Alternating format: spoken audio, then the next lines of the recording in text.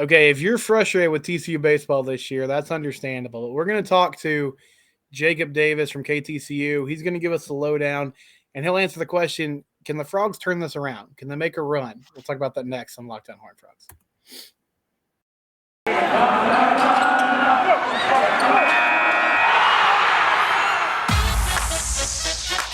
You are Locked On Horned Frogs, your daily podcast on the TCU Horned Frogs, part of the Locked On Podcast Network, your team every day.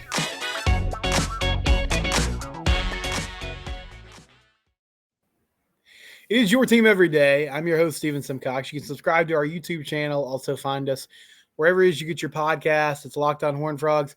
Sitting next to me is Jacob Davis from KTCU. If you listen to The Choice, which I would encourage you to do that. I am a alum of The Choice.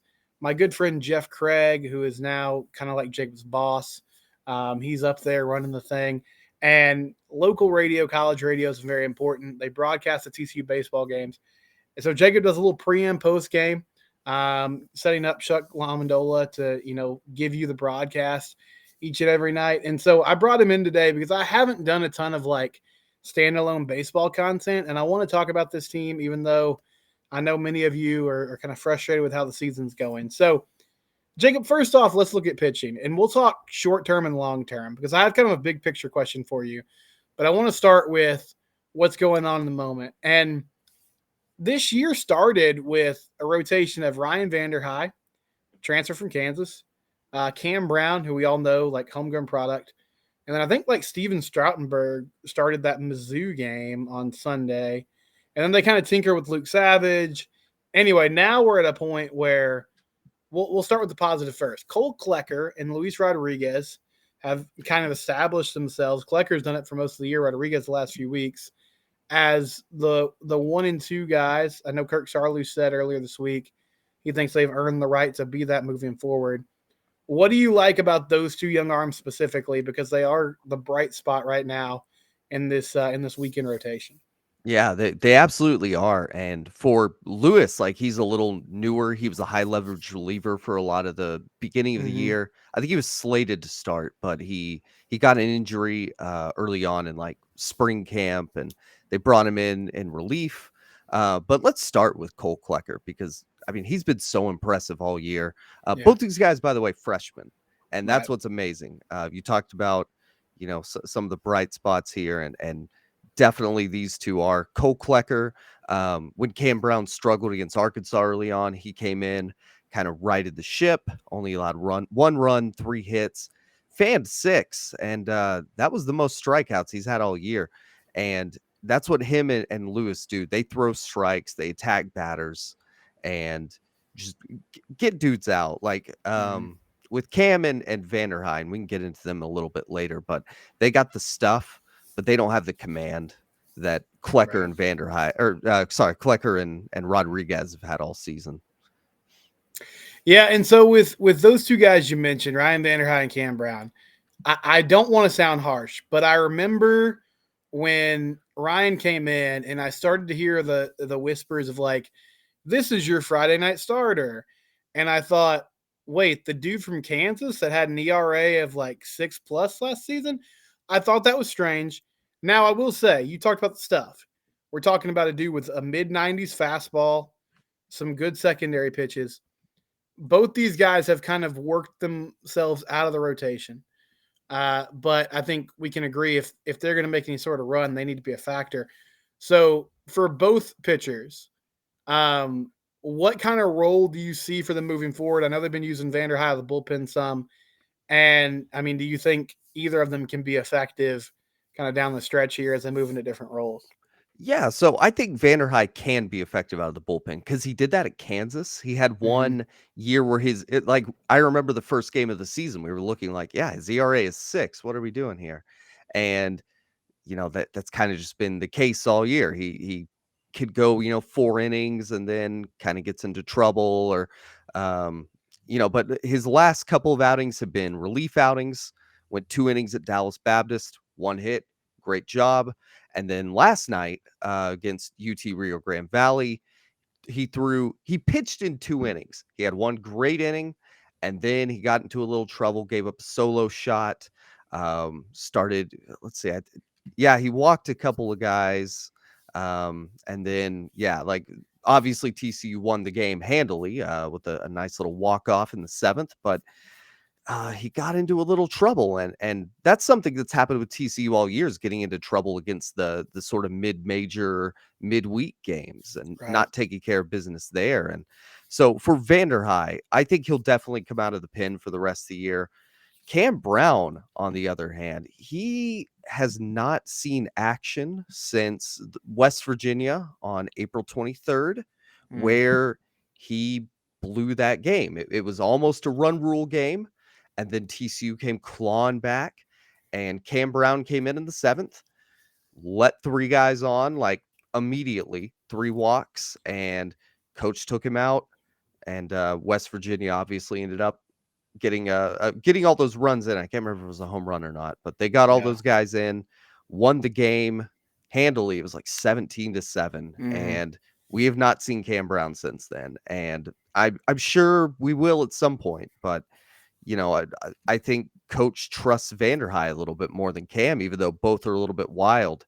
Vanderhei's been staying in the zone a little bit more and had a little more efficiency in his few relief outings that he's had.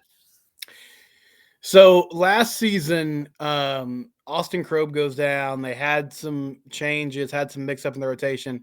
Like Marcelo Perez comes in and kind of saves the day. The year before that, Johnny Ray, sort of a Cam Brown thing, like just got to the point where he could not get out. Chuck Smith comes in and saves the day. They have 2 open spots in this rotation. And like at the moment, Jacob, like, I don't know who. I mean, I know they've kind of tinkered with Chase Hoover there.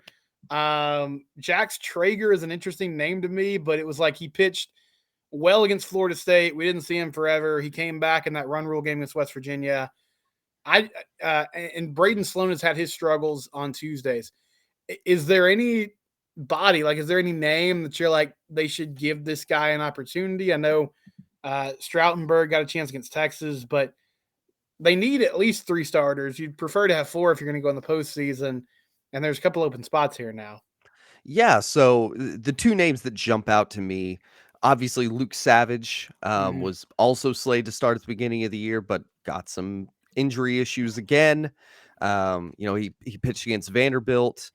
He had a tough game against Florida State, and then he's just kind of been on and off, missed most of March. He's been pretty decent in April. So we'll see how he's looking going forward. So he is an option, of course. And then the other one's Ben Abelt, and he got his first start against West Virginia. That was on the Sunday. He ended up giving up 5 runs in that appearance. But like Lewis, he's been coming in high leverage relief spots, pitching really well. He can give 2 to 3 innings out of the pen. And so I'm wondering if what coach might be going for is get guys that could turn over the lineup 1-2 times and then just start throwing bullpen arms at it. But, you're right in that the starting pitching has been really tough all year. There hasn't been the consistency that we want. And Braden Sloan did have a good outing last night, but he did. Yeah. Yeah. But I mean, still he got a couple guys on there at the end of his outing, and that's why he got pulled. And, I think one of the things watching so many of these TCU games is that coach sometimes, there's consistency with, hey, I want to get my guys out there on the mound. But then other times, guys won't see the mound for a while, like Jax Traeger, and it's not an injury thing. And it's not necessary. I don't know if it's a talent thing because we haven't seen him that much. Yeah. It's tough. And my guess would be that Cam and Vanderhei do find their way back in there realistically, because that is their role on this team. But, I mean, at this point, every game is make or break for this TCU team. Yeah, it just seems like Kirk doesn't trust a lot of guys. And I mean, he's got reason to. And that's a good call with Albit, because even though he's had some rough outings, it does feel like he pitches like multiple times every weekend. I mean, he's sort of the dude that Kirk is like, okay, I know like Ben's going to come in here with that weird arm angle and at least give some guys fits.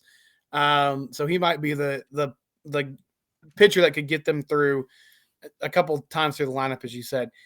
I don't have an answer for this, Jacob, and I don't necessarily expect you to either. But I'm gonna ask you the question. Big picture. My biggest concern for the program right now, and I think it could be solved because they got some good young arms. But I talked about earlier, it's like the third year in a row where we're sort of like in May, we're scrambling trying to figure out, do we have more than one or two decent starting pitchers? Your head coach is a longtime pitching coach. It just seems kind of strange. Like the pitching development has sort of fallen off. I know there's some outside factors there, like injury, whatever it might be. But I mean, do you have any feel for why they've just struggled so much lately to get consistency on the mound on a week in and week out basis? Well, you did bring up that Sarlos was the pitching, or he was the pitching coach for a Yeah. long time. He's now the head coach. Now it's Kyle Winkler who is kind of running the pitching. So I don't, I'm not with the team. I don't know what's changed there. I have a buddy who did work with the team in some capacity, and there may be a question of like, how mechanics are being changed and things like that. I don't know. I'm not in the building. But when you have a head coach who's a big pitching guy and his attention's being taken away, and he had so much success previously, I don't know. I don't know if he's not spending enough time with them, if maybe there needs to be a new pitching coach brought in. I'm not the person to make any of those calls, but yeah, like you said, it's a recurring thing over years, and especially right now. Last night in the Rio Grande Valley game, with runners on to relieve the starter Braden Sloan, coach brought in Calvin Marley, who has pitched in 3 games now. He had pitched in 2 previously. His ERA was 81, which is he gave up 6 runs and 2/3 of an inning of official appearance. And I don't understand that move, Yeah. so it's tough to tell. Is it coaching? Is it players? Is it some combination? And obviously nobody gets in depth enough, whenever Chuck's like down in the dugout or whatever, to really say one way or the other. But whenever I look at the most successful teams in the top 25 when the new week starts, and I see their records of 4-0, 3-1, 4-1, 5-0, and I go, man, TCU went 1-3. They went 0-4, and it's tough. Mm-hmm. Yeah, it's a strange trend, and I mean it's one of those things that I'm sure there's a lot of different factors at play. Turning to the hitting, so Curtis Byrne having a nice little go right now, hit a home run to run rule that game last night. Elijah Nunez seems like he's heating up, which is nice because they've kind of been searching for a leadoff hitter all year long. If those two guys get going, how much does that help, or could that help this offense moving forward, Jacob?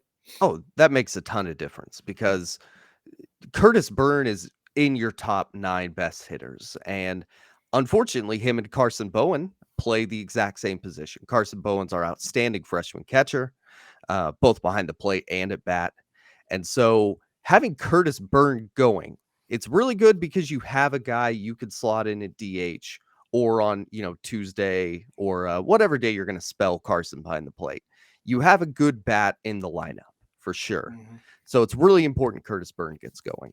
And then of course the downside is then you don't have a backup catcher really. The emergency catcher right now is Brody Green, and the third string is pitcher Mason Speaker. So we got a guy coming in next year, but yeah, it's very important that Curtis Byrne gets going. He had been hitting 216, I think, entering the last week. He's up to 248 now. Missed a bunch of time with the back injury, but he's got the power. He has the skills that you need at the plate, and great to see him back doing well. He had a good game on Sunday against Texas too. And I think his game on or sorry, Monday against Texas, but he did get a hit on that. That whole delayed weekend threw me off. Yeah, I bet it did. Yeah, and then Elijah Nunez back at the top. That's where he started the year, and coach has been kind of changing the lineup a lot. Right. So uh, Austin Davis has hit up at the top. Mhm. He tried Braden Taylor there one time, and then Luke Boyers had it consistently throughout April. He was the leadoff hitter, and he was just having these games where he was going 0 for 4, 0 for 5, and it would just keep going. And finally, he went hitless in the West Virginia series, and he has just not been in the lineup since the West Right. Virginia series. And they put Logan Maxwell in at the DH spot, or sorry, in left field, because Curtis Byrne has taken the DH spot. But when you really, I'd say TCU really only has 9 hitters, so you got to have Byrne in there, and you really need Elijah Nunez to be doing well with his speed. And of course, he has the good defense too in center, which contributes a Mhm. lot for the Frogs. Yeah, it makes a big difference. So we talked about the young dudes on the mound: Carson Bowen, Anthony Silva. Those guys are really good. They're fun to watch. I'm such a baseball expert. Look at me saying Anthony Silva is really good. Great in-depth analysis by me. And I know there's some other dudes like Fisher Ingersoll who hasn't really hit a lot this year, but um, Silva and Bowen, those two guys. What do you like about their game? And again, Kirk did a really good job bringing in talent this offseason in that class, especially. Yeah, absolutely. So Silva, um, outstanding at the plate this year. He missed a little bit of time early on in the season with, I think it was a hamstring, and he came back and he struggled a little bit. But he's just been incredible since bouncing back from that. He's hitting 366 on the year, getting on base, Steven, 46% of the time. It's not bad. Yeah, Pretty good clip. not bad. He had been hitting like in the 6 to 9 spot, and finally this weekend, coach moves him up to clean up. And he's not the biggest power hitter in the world. He does have a couple of games where he hit multiple home runs, but um, Cole Fontenelle and Braden Taylor have really been the power guys. Mm-hmm. Silva, he's got 9 doubles, which is let's see, third on the team. Oh, sorry, fourth on the team there. Dude just gets on base, and then he has incredible defense at short too. And like, he's so young, he's a freshman. He's obviously a centerpiece of this team going forward, and that's really exciting. It is. He's been great. Go ahead. Sorry, I didn't mean to cut you off. Oh no, you're good. For Carson Bowen, Connor talks about like just how polished he looks at the plate. Mm-hmm. When TCU was struggling, I think this was back in March. Carson Bowen was like the best hitter for TCU. Just Cole Fontenelle was getting on base a ton then, but Carson Bowen has just been an anchor in the 4, 5, 6 spot all year. He's hitting 318 on the year, getting on base 38% of the time. He is 5 for 5 on stolen base attempts. All right. He's incredible. He also brought in Luis Rodriguez, and I forget who the other player was from that Orange Hills. By the way, sorry if you can hear my angry dogs. Oh no, that's okay. You're Yeah, good. I can't remember who the other player was that came from Orange Hill, or whatever it's called out in Anaheim. But Mm-hmm. Carson Bowen's the ringleader. A big fan of him and his game. He's incredible behind the plate too. He's got an incredible arm there, and it's just exciting every day to see those two guys in the lineup and knowing, hey, they're going to be here for another couple of seasons. No, it is. I mean, it's a huge source of optimism for the program right now, knowing that they're going to be back. So, okay, let me ask you this, Jacob. If we're playing optimistic role here, the team going on a run, what would that look like? What needs to fall into place for TCU baseball to really turn this thing around in their last couple of Big 12 series and then into the Big 12 tournament? I think it's got to be more on the pitching side. Like, if we're going to contrast batting and pitching, we really need the TCU pitching to shut opponents down, hold them to like, I'm not saying no runs, 4 or 5 runs, and TCU is going to be okay. So right now, when you look at the Big 12 overall standings, TCU ranks 4th to 6th in most categories, but basically averages out to 5th. And they're about the same in pitching too. They're very middling in both categories, but they could score runs. They could put up 7-8 runs at a game. They could string together hits. They can have a couple of big innings. We really saw that on oh gosh, I forget which midweek game it was, but they put up like 9 runs in an inning or something, just insane. I trust the bats, and I believe that the 3-2 game against Texas, although that was on a Sunday, that's the kind of game you got to win in postseason college baseball. But the pitching's got to be able to hold a team like Texas to 2 runs, and I'd really like to see the pitching just kind of improve overall. Especially, we've talked about Sarlos being a pitching coach. Yeah. There has to be consistency from the veterans, and we can't just be relying on freshmen every weekend to go out there and get the job done. But I do believe in the bats. I think if they keep doing what they're doing, TCU will be okay. Pitching definitely needs to shut opponents down just a little bit better than they've been doing overall in the year. Yeah, a lot of innings from freshmen this year, and I don't think that's the recipe they were, kind of cooking up before the season started. He is Jacob Davis. You can find him on Twitter at Jacob Film Guy. Also follow the account at the Film Magazine, which Jacob writes for. Jacob's an FTDM student, film, television, and digital media at TCU. And Jacob, tell the people if they hear KTCU, the radio station that you work for, and they're like, I don't know what that is. I want to listen to TCU baseball. Where can they find the games? Where can they listen to you and hear your work pre and post game and that coverage of TCU baseball? Yeah, you can hear that on 88.7 The Choice, your choice for Horned Frogs baseball. And I'm on my consistent day is Sunday, but once the semester lets up, I'm pretty much doing every game. And then we got Travis in for Saturdays. So nice. you can listen to us there. And our internet stream, of course, too. You can go to KTCU's website, and there's a radio.net link you can click on. There is also the TCU mobile app. If you want to download that, that's usually how I listen when I listen to Chuck and Connor broadcast TCU baseball. Well, is that the Riff Ram app, or is that different? So I think they're different. I hear people talk about the Riff Ram app. I don't know if it's like updated and mine just hasn't, and that's the new name. But mine says TCU mobile when I click on it. So okay. I don't know. Some alumni app. Who knows? I'm not big in the app world. But that's Jacob Davis. He's here to talk TCU baseball. It's Locked On Horned Frogs, and it's your team every day. We'll talk to you again tomorrow.